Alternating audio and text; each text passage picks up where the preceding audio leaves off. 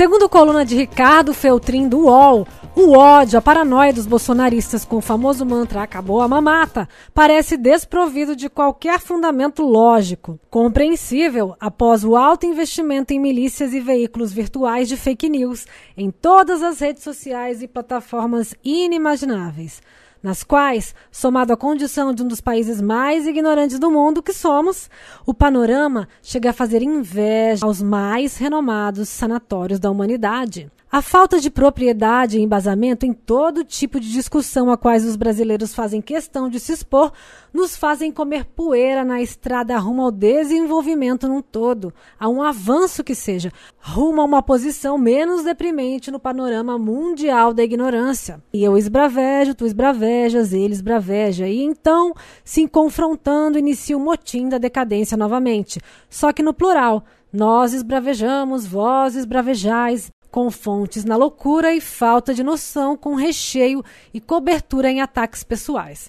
O mesmo vale para xiitas descalços, só que no caso do xiitismo existe um humanismo e uma certa intelectualidade romântica. Já no direitismo, há carências ainda não totalmente explicadas pela psicologia contemporânea como novo fenômeno. A Rede Globo foi recentemente alçada ao posto de segunda maior emissora de TV do planeta Terra. E a galera jura que o presidente do Brasil consegue destruí-la. Santa ingenuidade, não é tão simples assim, amigos. A emissora é muito maior do que passionalismos políticos e já passou por diversos deles, ainda que, provavelmente, nesta década que se finda, o virtual tenha mostrado seu valor, obscuro, mas potente.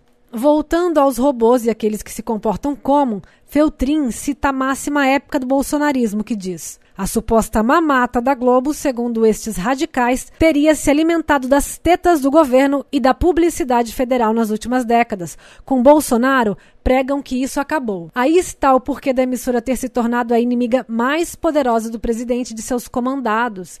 Mesmo a emissora já tendo reiterado diversas vezes que a média histórica de publicidade federal é de 4% do faturamento publicitário, não comercial, os bolsonaristas não acreditam. Na verdade, a única coisa que fanáticos de todos os tipos e ideologias acreditam é em seu objeto de adoração.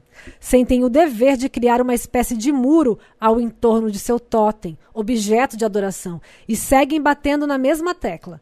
Feltrin se coloca dizendo não ter a pretensão ou mesmo interesse de mudar a forma de pensar dos radicais, mas apenas o de se apropriar de dados reais e exclusivos de valores pagos pela Globo em impostos em 2019. O valor pago em impostos pela emissora seria uma espécie de termômetro para avaliarmos se a empresa é ou não lucrativa. Embora a mudança de dinâmicas naturais com o crescimento do mercado virtual, mais pandemia, de acordo com balanços da Globo, tudo leva a crer que ela é, sim. O site Notícias da TV informou com exclusividade no início deste ano que só a TV Globo faturou mais de 10 bilhões no ano passado.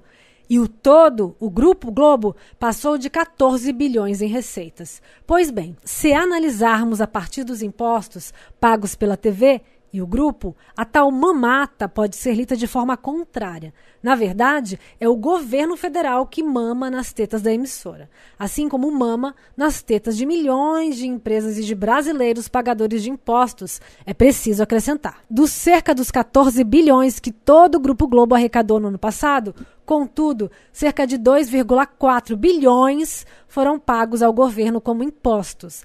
Desse total, 2,2 bilhões foram pagos apenas em impostos federais, segundo a emissora informou a coluna de Ricardo Feltrin na época. A média histórica da receita com publicidade federal está entre 4% e 5%, embora tenha ultrapassado esta média no governo Dilma, que gastou 800 milhões em 2013, ou seja, o relativo a 8%, quase o dobro da média. Segundo fontes do mercado, como noticiado pelo UOL, Bolsonaro deve gastar em torno de 50 milhões na sede da Globo em anúncios diretos, que são campanhas do governo federal, CEF e Banco do Brasil, em 2020. E deve gastar outros milhões nas afiliadas, mas esse número ainda não foi revelado à coluna, que pediu a SECOM, Secretaria de Comunicação. O governo investe em mídia aproximadamente 3% do que arrecada em impostos. Apenas para mais uma comparação a caráter de dúvida, a matéria cita mais um exemplo. A Globo teria pagado 4.400% mais em impostos do que aquilo que recebeu em mídia. Ou seja, absurdamente mais do que o governo jamais sonharia em gastar. Mas a gente entende que o fanatismo não se apega à lógica, ele se apega ao que ele quiser. Quem quer saber de lógica? Eu quero somente que me manipulem do jeito que eu quero em base ao que acredito. Quer continuar batendo no peito e urrando feito um gorila na floresta? Fiquem à vontade.